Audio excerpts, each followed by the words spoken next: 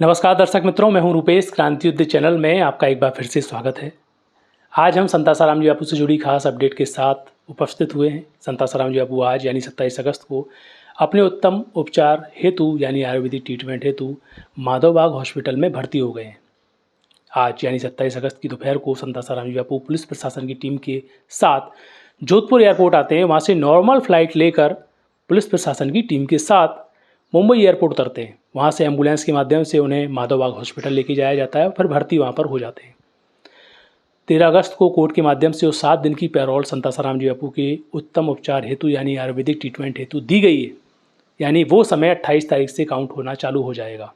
अब आगे समय कितना जाता है, अब मानवाधिकार की बात करने वाली सुप्रीम कोर्ट, हाई कोर्ट और सेशन कोर्ट में जो बातें की जाती हैं, अब उनकी संवेदनाएं कहाँ तक दहलती हैं।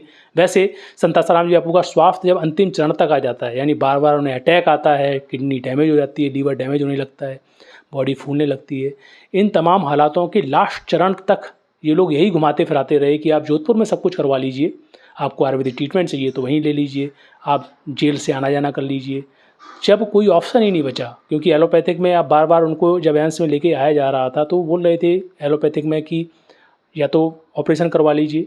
कुछ डॉक्टर तो यहाँ तक बोलते थे कि भाई ऑपरेशन इस उम्र में सक्सेस नहीं है। तो बार बार जो संत आसाराम जी बापू हमेशा यही मांग करते रहे, उनकी जो टीम का एक भाग यही मांग करता रहा कि संत आसाराम जी बापू के उत्तम उपचार हेतु उन्हें आयुर्वेदिक ट्रीटमेंट दिया जाए। और कुछ हॉस्पिटल हैं जो कि साउथ में स्थित हैं और महाराष्ट्र आदि में स्थित हैं, वहाँ पर उनका व्यवस्थित ट्रीटमेंट किया जाए, हमको रियायत दी जाए। तो कोर्ट कचहरियों के माध्यम से कभी पैरोल खारिज कर दी जाती थी, कभी बातें अनसुनी कर दी जाती थी, कभी इन तमाम बातों में विवेचना ही की जाती थी। अभी इमरजेंसी पैरोल जो लगी उसके बावजूद 3 महीने तक पूरा प्रकरण चला। जब कोर्ट ने पूरी तरह से जब देखा कि अब कोई ऑप्शन ही नहीं है, तब जाकर उन्हें 7 दिन की पैरोल दी। अब सवाल यहाँ उठता है कि संत आसाराम जी बापू माधवबाग हॉस्पिटल में अब भर्ती हो गए हैं। कोर्ट कचहरी का आगे क्या रवैया रहेगा? पुलिस प्रशासन की जो गाइडलाइन आई है कि 300 मीटर तक कोई दिखना नहीं चाहिए, संत आसाराम जी बापू की शिष्य वगैरह कोई भीड़ वगैरह नहीं होना चाहिए, अगर ऐसा होता है तो हम एक्शन लेंगे वगैरह वगैरह, फोटो वीडियोग्राफी होगी।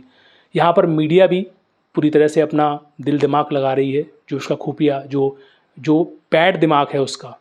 जिस तरीके से संत आसाराम जी बापू प्रकरण में आपने देखा होगा कि सिटी मीडिया के बहुत बड़े बड़े एंकर्स और जो न्यूज़ चैनल्स के मालिक हैं, संत आसाराम जी बापू प्रकरण में इतनी हद तक गिर गए थे, इतनी नीचता तक गिर गए थे कि आज उनके ऊपर पॉस्को एक्ट लगा हुआ है।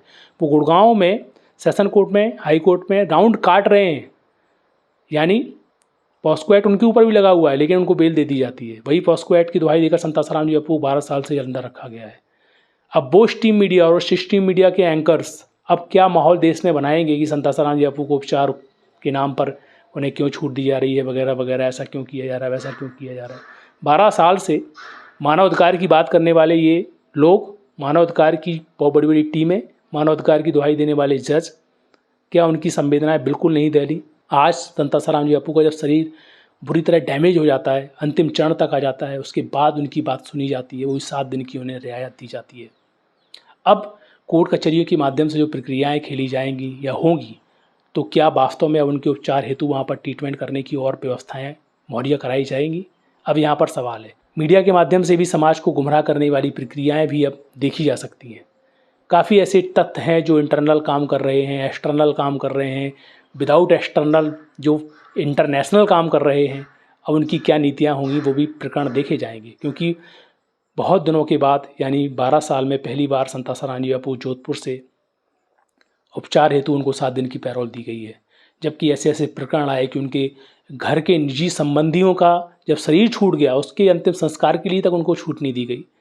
यानी उन्हें किसी भी हद तक जब उनका शरीर डैमेज तक हो जाता है, कोई एनडी के समय काल में सबको पैरोल दी गई मानवाधिकार के नाम पर। वैसे मैं आपको बता दूं कि 1 साल में 29 पैरोल दी जाती हैं नॉर्मल कैदी को अपने घर जाने के लिए, अपने उपचार हेतु या घर में परिवारजनों से मिलने के लिए। लेकिन संत आसाराम जी बापू को 12 साल में 1 दिन की भी बेल नहीं दी गई, मात्र 7 दिन की ये पैरोल दी गई है। अगर कानूनी ढंग से भी अगर व्यवस्थित तरीके से देखा जाए तो 29 का हिसाब आप लगा लीजिए कि 12 साल में संत आसाराम जी बापू को कितने दिन की पैरोल मिलनी चाहिए। अब यहाँ पर सवाल यह उठता है कि जो आयुर्वेदिक ट्रीटमेंट अब माधवबाग में चलेगा, तो इस आयुर्वेदिक ट्रीटमेंट की क्या प्रक्रिया 7 दिन में ही ख़त्म हो जाएगी? यानी संत आसाराम जी बापू भर्ती हुए हैं, इतना उनको अटैक आया है, वैसे माधवबाग की ऑफिशियल साइडों में आप देखें या फिर उनकी यूट्यूब्स वगैरह चैनल्स हैं, उनकी जो प्रोसेस चलती हैं आयुर्वेदिक प्रोसेस लंबी होती है और उस लंबी प्रोसेस में जड़ से काम होता है। अब इस लंबी प्रोसेस के बीच में क्या कोर्ट कचहरी संवेदनाएं अपनाएंगी? अब बहुत सारी सवाल हैं, क्योंकि अब माहौल देश में बन सकता है या बनाया जाएगा बड़े पैमाने में। स्ट्रीम मीडिया भी अपना दाव पैंच लगाएगी। अब कुछ इंटरनल जो संत आसाराम जी बापू की टीमें हैं कोर्ट कचहरियों के सामने, अब वो किस ढंग से पेश आती हैं, उन तमाम बातों में भी संवेदनाएं और विवेचनाएं समझनी होगी।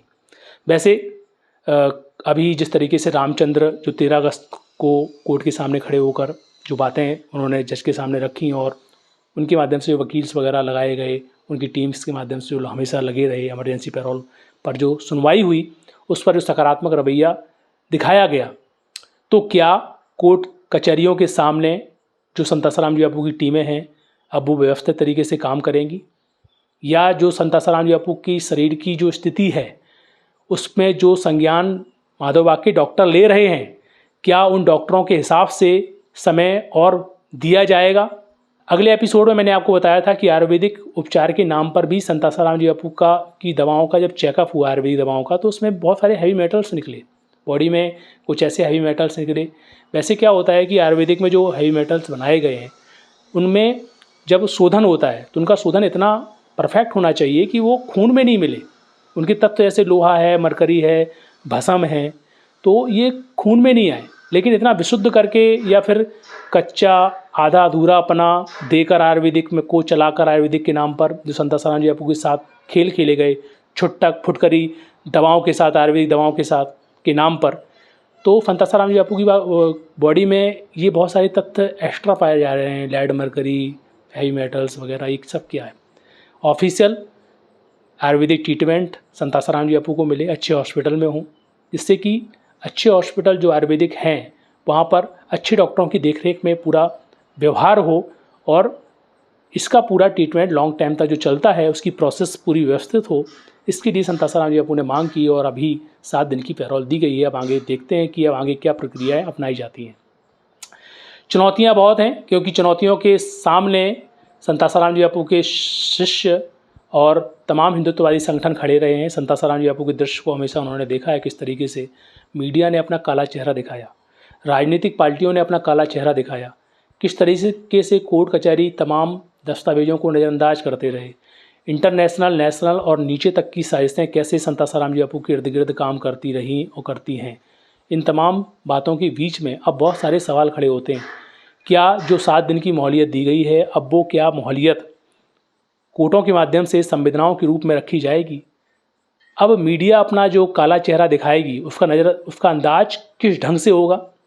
और अब तो सोशल मीडिया का ज़माना है, सही तथ्य रख कर मानवाधिकार की बात करने वाले लोगों को एकत्रित करके संत आसाराम जी बापू के पक्ष में जो तमाम बातें हैं और जिन्हें अनसुना किया गया है वो तमाम चीज़ें उनके सामने रख कर अब बड़े पैमाने में इन तमाम आवाज़ों को उठाना चाहिए। आगे की नेक्स्ट अपडेट हम आपको देते रहेंगे। फिर मिलेंगे, हमें दीजिए इजाज़त। नमस्कार।